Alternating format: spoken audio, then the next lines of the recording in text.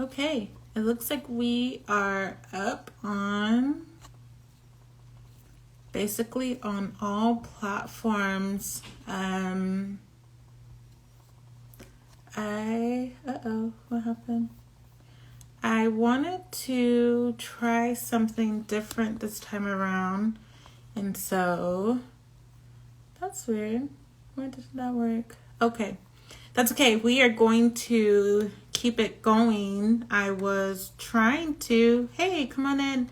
I was trying to stream on Facebook Live as well, but that's okay. I will share the replay there. And I am saving this audio. But I also believe that we are up on YouTube as well. So that's exciting.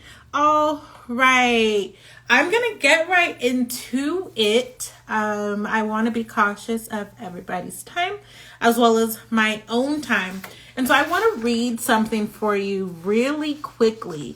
Okay. Did you know that there are standards when it comes to, hey, did you know that there are standards when it comes to book design? And so a lot of times self-publishing authors maybe are not aware, at least sometimes when they come to me anyways on Fiverr, there ends up being a lot of, I want to say like consulting.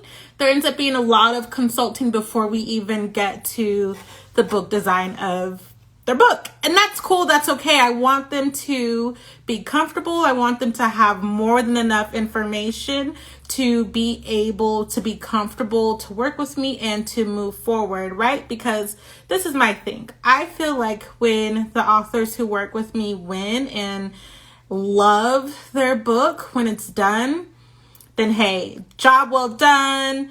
Their book will do well with sales. If they decide to self-publish again, hopefully they will work with me. But sometimes, so some of the questions that I get asked are, Miss Wynn, Arilia, my book, I have it written in 50 different Word documents or in 50 separate files on Google Docs. Will you accept that? And my answer is always a polite, hell no! What? Come on!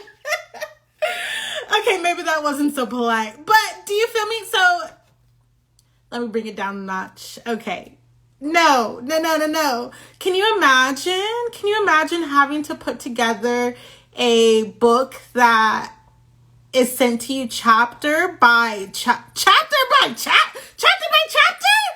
Oh man, come on. No, we don't do that. And it's an honest mistake, and I know I'm making light of it, but it's happened. I've had it really is. That's too much. It really is too much. It really is a lot. Right. I had a very new author, bless his heart. He didn't know, he had no idea. And so this is why I thought this is important. I want to start putting out this information and making quick little videos, spend a few minutes here on Instagram Live and just get the word out. Hey, you know what? You would do a lot better if you took some time to research your craft. I mean, yes, a lot of times I hear this notion, and I'm not against it, hear me right, that, oh, well, God gave me this book. That's wonderful. And that should even be more of a reason for you to do homework. So that way you're putting out something that's excellent. You're putting out something that you took your time, that you looked into. And I just don't know if indie authors are not aware that there actually are publishing standards. There are things that you need to look at when you are publishing your book, because the narrative about self-published books is that they're not done professionally. And so let's change that narrative. Let's polish up our work. Let's study our craft and let's take our time with it. Let's see. The question is, wouldn't it be easier to add you to the live Google Doc when it's open to format layout opposed to multiple? Yes, that would be easier. However, if we're working together on a platform like Fiverr, there's no real way for you to do that. So the best way is if you have your stuff written in Google Docs, which is smart, right? I've lost books by writing them in Word, and it's been some years. I haven't recovered it, right? And so I'm a little salty about that.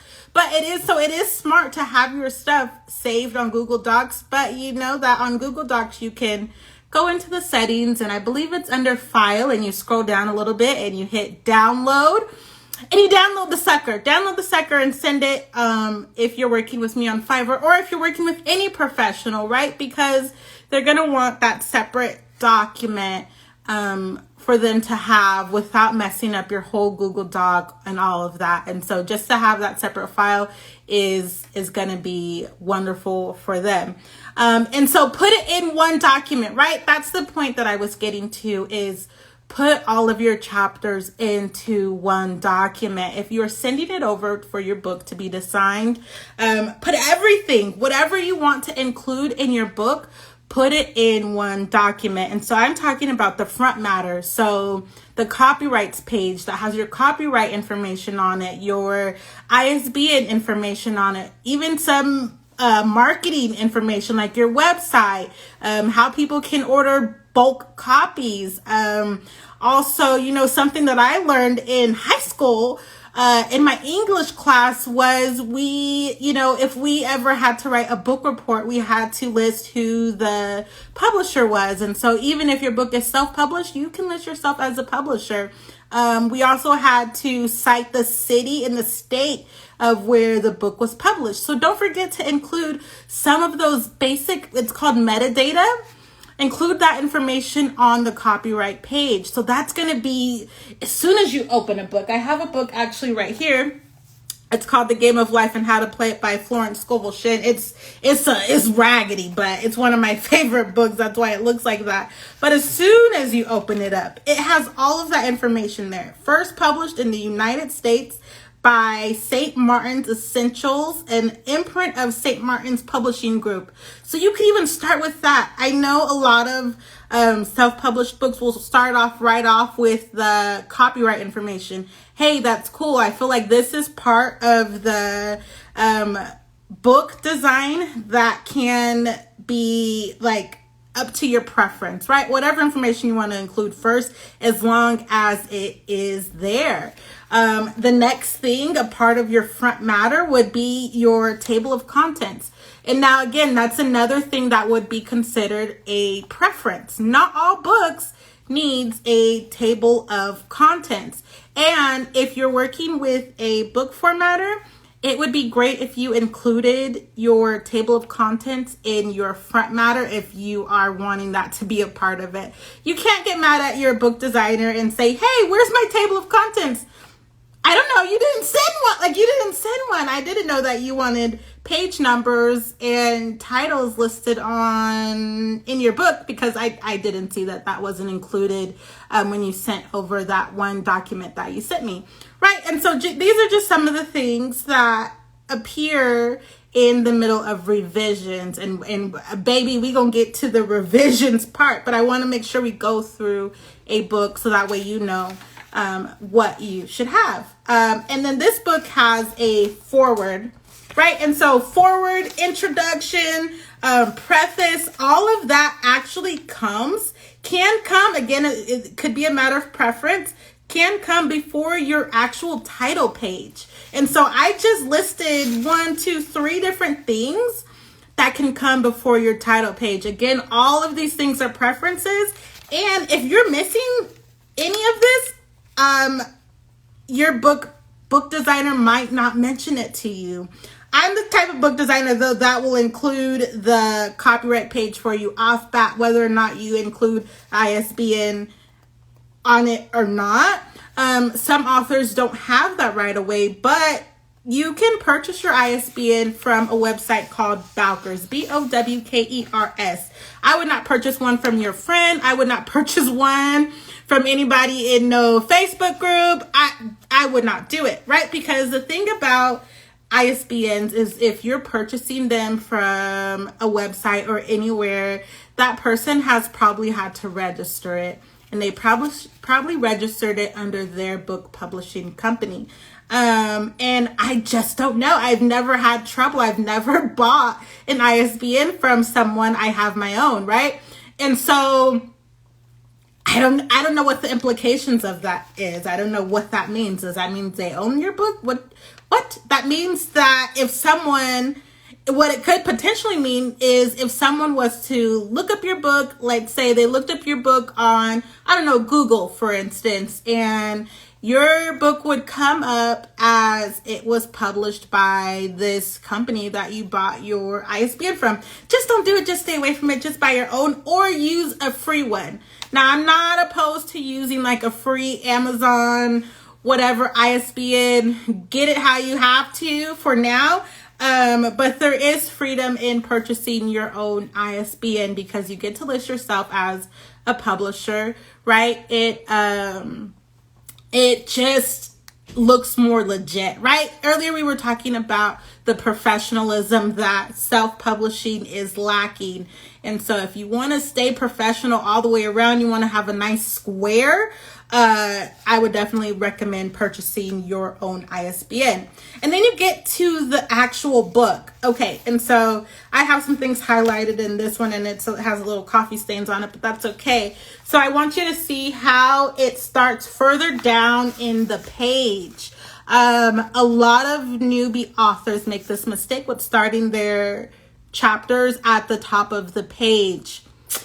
Man, you know, and not too long ago, I had an author tell me, hey, bring up the text to the top of the page and not in the center. And I try to explain, well, hey, you know, there's a thing called standard. It's a design standard, and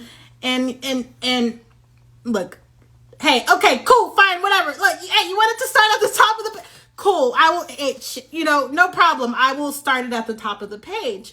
But again, it does not look professional. And this is a book that has sold millions of copies, not because of just because the context of the book is good, but because it looks good. It's well done.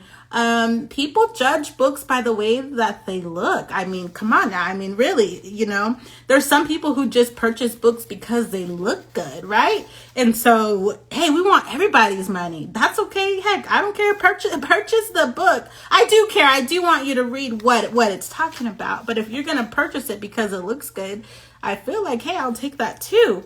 And so you want to make sure that you are starting your chapters where they're supposed to start. And you could even ask, right? I think a better option in the person who was like, no, Arilia, I want my book to start at the top of the page would have been, hey, why did you start it halfway down the page? Or, hey, why did you start the book there? Because that's standard. That's just design standard. And so I do some of these things off bat without like even second thought. I will start it down a ways, but also, right? How many pages in a book do you need to have a spine? Okay, I might be jumping a little ahead of myself, but notice even this small book, it's not even that big. It's not even, it's like the same size as my hand. My hand is actually kind of big, but that's okay. This book was probably intentionally made small so that it could have a spine on it. A lot of self-published books do not have spines on it. They will be a normal size of a book, which is 6x9. I have some books right here by me. This book is probably 6x9. This is The 7 Habits of Highly Effective People by Stephen Covey. And this book is probably 6x9. And look at that spine. This has over 400 pages, and it looks good, right? And even this book isn't starting at the top of it's not even starting at the top of the page either. And so I would, it doesn't have to start halfway, but maybe a quarter down, right? You want to leave about a quarter spot up there for the title of the book, or the title of the chapter right there. And then start the text a bit ways down. And then the first paragraph, right, is not going to be indented. Every paragraph after the first paragraph is going to be indented. This is just standard, and this is what makes books look good and ultimately make sure your book sells, right? Because, man, there's so many self-published authors out there who, won't use like an Amazon. They'll go straight with a printer and they'll order 50 copies of their book, or 100, or whatever, a large number of their book, and then, sell them to their friends and their family, sell them to the people in their community, but then can't expand their reach because why?Maybe it could be the book cover, which we're not going to talk about that today. It could be the inside of your book, because let's say that you also have your book on Amazon, because most self-published authors do. Amazon has this little feature called Look Inside. Y'all know what I'm talking about? It has a little look inside feature. Well, people actually click on that and can look inside your book and see if they want to purchase it. A lot of times people are exiting off your page because they look inside your book and they see that it looks like an essay. Earlier today, I posted something saying, hey guys, we can't write and publish books with it being formatted looking like an essay. 12-point Times Roman font, double spaced. Who told you to do that? Nobody told you to do that. Anyways, I'm sorry. I don't mean to yell. I just want you to get this information. Let's see. So should bring the first page of the chapter to the middle of the page then, because I've been writing like this. I've even justified my work like I'm some. Yeah. Oh my goodness. I'm so sorry, my love. I did not mean to offend you. So justifying it is okay. So that's part of the design, right? Justifying it is okay. It just doesn't need to start up here. It doesn't need to start at the top of the page. It needs to start a little bit ways down. And do you see how the spacing is? It's not double space. It's maybe a 1.5. Actually, so the way I'm looking, I have a list here that I got from a website, and I'll even drop the information later. That has a standard. It's actually called Industry Standard Checklist for Professionally Published Books. I got it from the Independent Book Publishers Association, which I'm a member of. And it even talks about, so it's called a leading and a kerning, right? Has appropriate leading and appropriate kerning. So that's the space in between each sentence. It has to have the appropriate, so that it's readable. If your sentences are touching each other like that, can't nobody read that. If your sentences are like this, come on now. We can't do it. We cannot do it, but that's okay. That's what I'm here for, to help you with your next book. And you're going to do great. You're going to do great. You're going to do great. I just know that you are. And so some of the other things, let's see, it says interior, right? Professionally designed interior. Okay, I'm reading. Let me start from the top. It says production. What follows is the design protocol all books must include. A professional interior design. We were just talking about that. Appropriate, easily to read font for the main body of the text. So this cursive stuff, it's hard to read. You want to not just think about like yourself. You want to think about your audience, right? You want to think about, hey, there is 1 billion people in the world. Maybe 1.1%, which is 1 million people, will come across this. Maybe not even that. Maybe, I don't know, 100 people. I don't know, a couple thousand people will read your book. What is it that they want to see? What is it that they're going to get?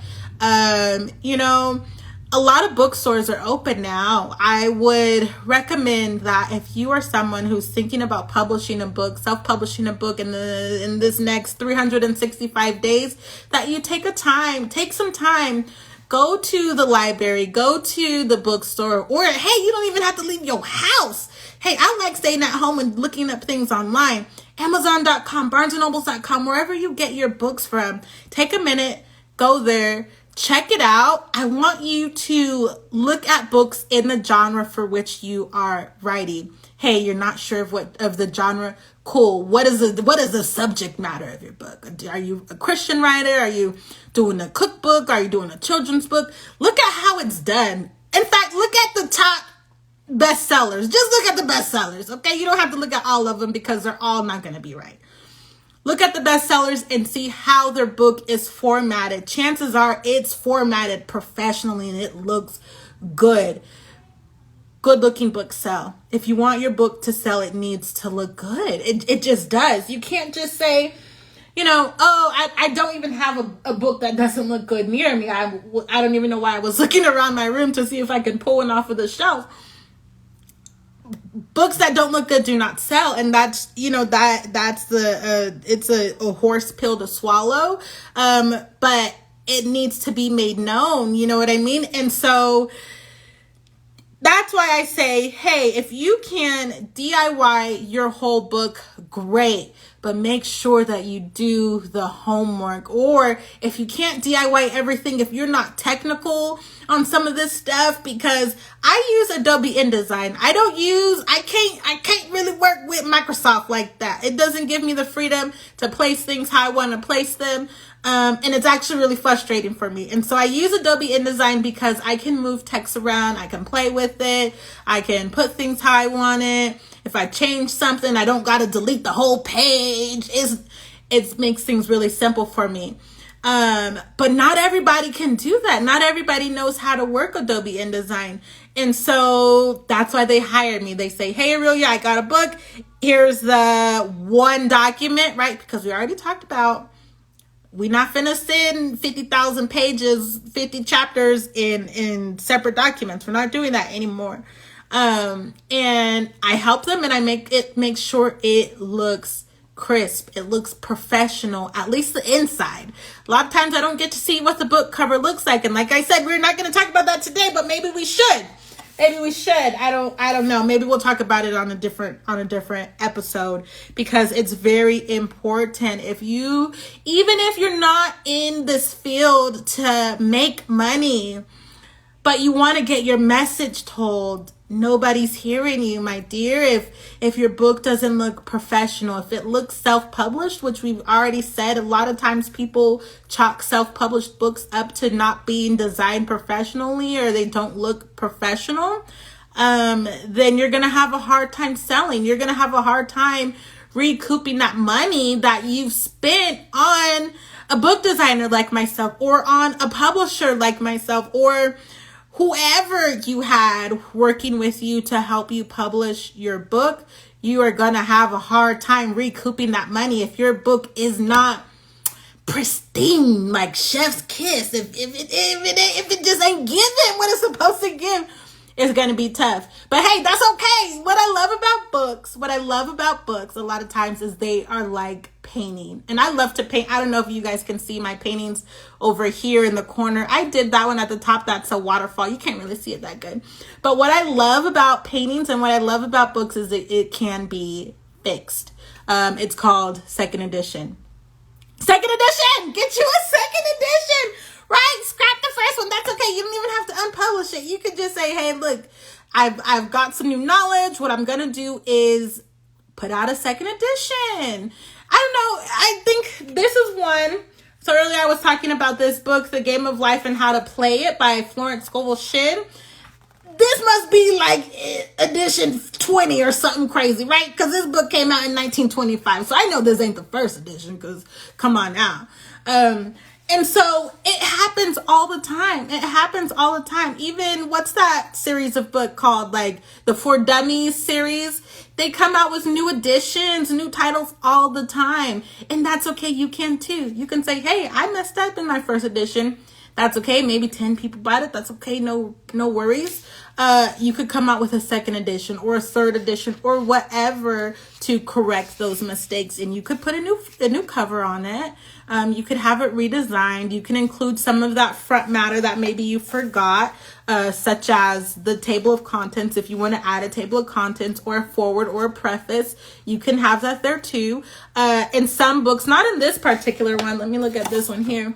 They have reviews. And so this is another thing, right? So I think sometimes authors, sometimes we rush through the process and we miss some of these key things, right? So let's go back to what I was saying earlier about Amazon. On Amazon, they have what's called look in the book. Look here in the book before you even purchase the book. You can look at it. Well, they show the first 12 pages of the book a lot of time. If it's a thick book, you can at least see the first 12 pages of it. What's going on in the first 12 pages of your book? Can people read almost the whole first chapter, or do you have some stuff to kind of not give away your whole book before they actually buy it? In this one, the 7 Habits of Highly Effective People, this is something that I'm reading because I just am. The first 1, 2, 3 pages are of advanced reviews. So 3 pages of reviews. So what does that mean for the self-published author? That means if you can get some advanced copies out to people, maybe your friends, your family. There's websites. I know Kirkus I was saying advanced reviews. Kirkus Review is a platform, but they charge you about $200-$300 for advanced reviews.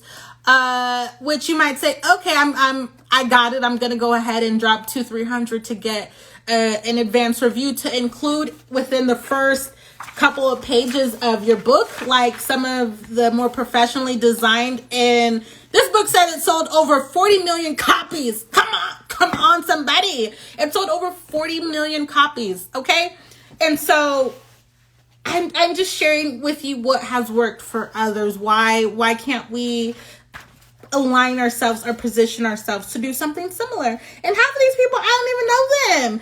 Whoever this person is, singer, actress, author, wrote a small 1, 2, 3 sentences about this particular book. Do you have someone in your corner that can read your book and give you 3 sentences? I don't know. How many people do you know in your circle right now that you could possibly send your next book to write you a couple of sentences? Hell, maybe they write you a whole essay. You don't got to put the whole thing in there.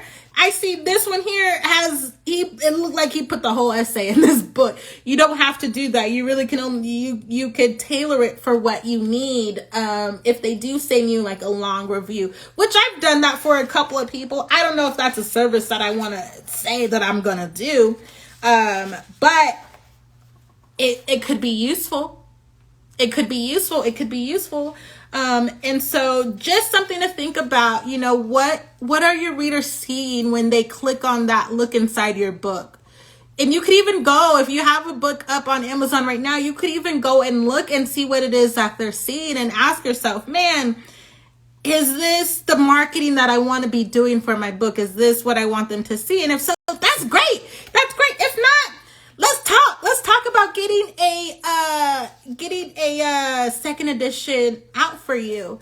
Is it possible to turn off the preview feature in Amazon? It is not. And I've actually worked with an author who was very upset with Amazon for even doing that. But all of their books are like that.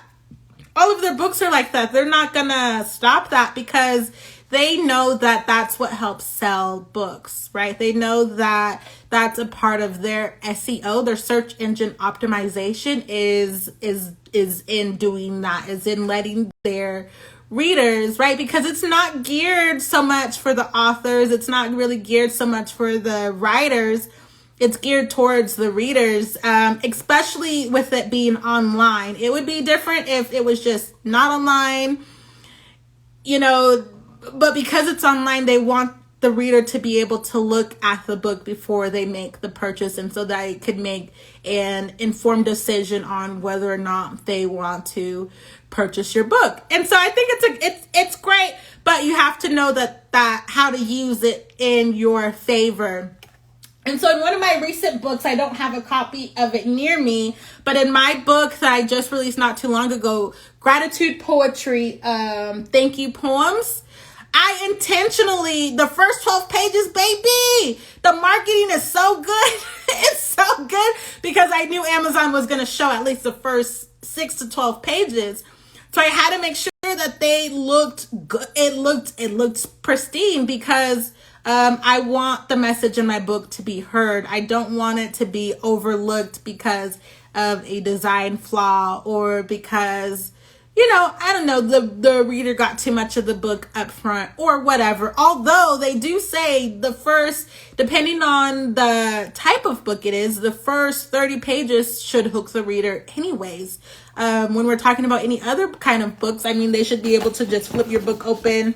Let's say if your book was in stores, they should be able to flip your book open and say, oh, that looks good, right? I just flipped the book open and this is what it looks like. So there's some like little graphs and stuff. This is a self-help book, and so that's expected.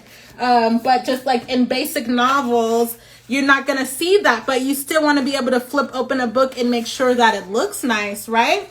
And so what are some other things? I didn't really make it far down this list. Consistent running heads or running feet. So again, I was working on a book where the person didn't want headers on their book, and I thought, man, that would really make your book look a little bit more professional if you had headers. What are the headers? It's these little guys. Can you see that up there? Next to the page numbers. And so that, even just taking time to add something like that. So this is also a self-help book. I love self-help. That is one of my favorite genres, just because I'm always looking to improve my life. But even I don't know if they're not, there's other genres like children's books. It wouldn't make sense to like have a running header, right? So some of it again just really depends on the genre, and it has to be consistent. Another thing that it says is appropriate margins. Have you ever seen those books where you gotta dang near like crack that sucker open because the writing is like all up in like the butt crack of the book? We can't have that, right? And so you want to make sure that that's not like that. You want to make sure. And so even when I'm doing book designing for the people that I work with, I will tell them, hey, make sure you order a proof before you hit publish to make sure, although I'm pretty confident that I've got it down, like the margin size down for all books. Still, let's make sure that all of your text is not in the butt crack of the book. Let's make sure that there's some space so that way somebody can just have it open flat and still see what everything says. Earlier, someone mentioned justifying their text. You're going to want to do that because look at how neat that looks. Look at how neat that looks. Instead of it kind of being like jagged on the ends, it looks neat. It looks clean. And a lot of times, I don't know about you, but I want to say I can be this way when it comes to reading and it comes to books. Sometimes readers, we're a little picky. We're a little picky. We're a little picky about how things look. And so if it doesn't look neat, it might not sell. And it might not even really matter if the context of the book is well done. And so again, I'm going to say this over and over and over again, and probably each time that I do one of these lives on book design and book formatting, the way that your book looks is highly important. Consider it as a product, right? If we step back and looked on like the business side of it, because a lot of times self-publishers, we are the writers, we are the storytellers. And a lot of us have really amazing stories. We're amazing writers, but it's that selling and it's that business part that we just like, what the hell? What the hell is this? Right? Hey, that's okay. And that's when we need to slow down and take our time to really answer ourselves. What the hell is this? Okay. It's a product, right? It's a product that readers, our buyers, readers, the people that we want to get the message out to, want to be proud of, right? Because like I said earlier, sometimes people really just purchase books because they look good. As shallow as that may be, It's very much the truth. People judge books by book covers. People judge books by the way that they look. People will return your book to Amazon because it does not look good. People will return your book to Amazon because there's too many typos. People will return your book. You will lose money, and your message will not be heard. And I'm gonna admit.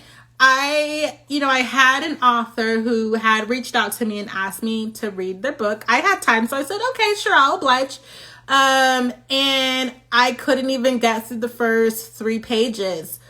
They swore up and down, oh my God, this is going to be Netflix next best movie, man. Think about 50 Cent, think about blah, blah. And I'm thinking, wow, okay, this is going to be good. Oh, this is going to be a great story. No, I couldn't get past page 3 because the book formatting was off. There was too many typos, and it really broke my heart because I just was like, man, you didn't do your due diligence. You didn't get this to an editor. Who did you have format this? And I try to kindly say, hey, look, can I help you? Can we do a second edition? Can we do something about this? What? I got told to go to hell so fast.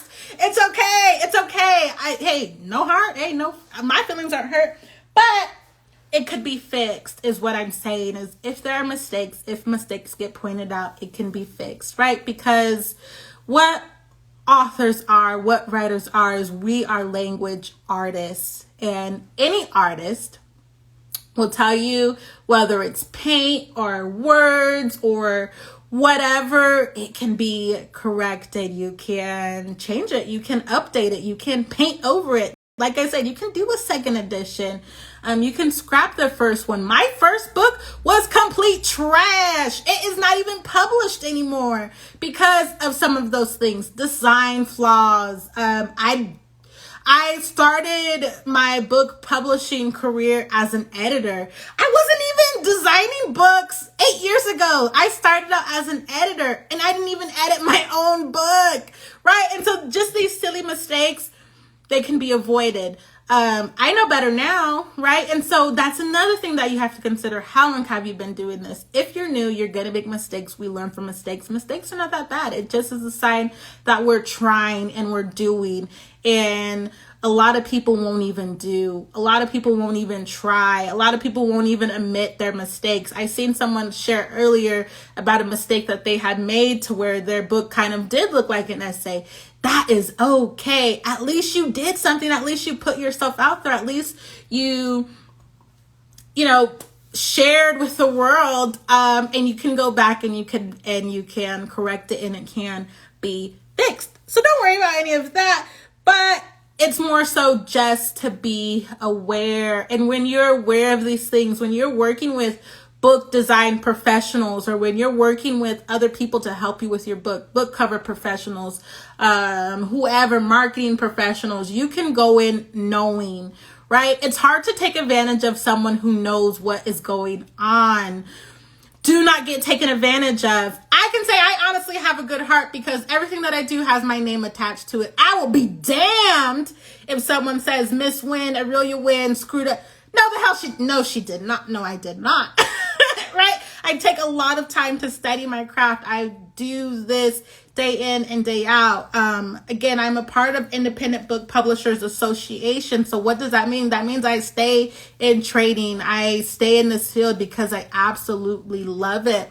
And if I did make a mistake, I will own up to it and I will want to fix it and correct it. If you allow me, there are still people, and that's another thing. You can't be afraid of critique or the pushback, right? Because that is more of a personal thing. And now we're getting into a whole nother subject, but let's go there for a minute, right? You can't be worried about like what other people say so much because that's not really too much of a reflection of you unless it's like a positive, like they're trying to help you with something. It might come out ugly. Take it with a grain of salt. But a lot of times that's a reflection of their self. If someone is unhappy and they're spewing all kind of nonsense and craziness to me, I am unbothered. I am so unbothered. It even scares me sometimes because I know who I am and I'm confident in my work and I'm confident in what I do. And I know that if I mess up today, hey, I'm going to tomorrow comes with new mercies and new graces, and I'm gonna be better, and we just get better as we go on with time. But we also do have to recognize where we are in our own author journeys, in our own writing journeys.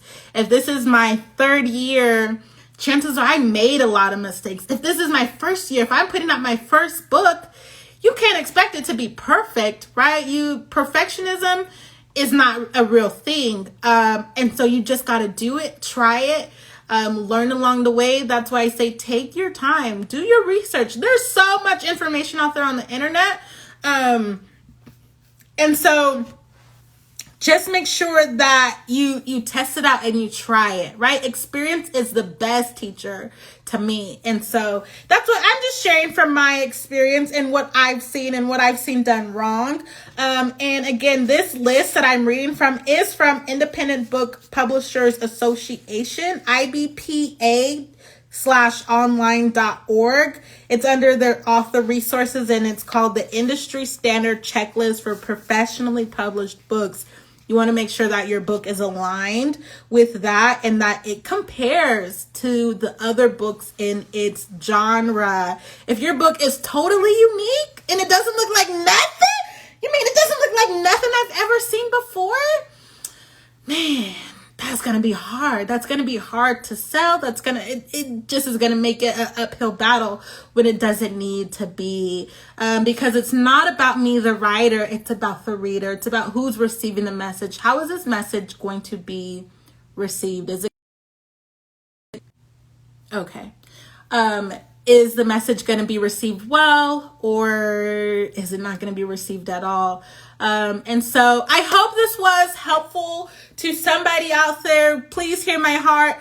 We're all growing. We're all growing in this. And so I think that this is going to be something that I continue to do. I enjoy just sharing. I'm a Gemini. I like to talk.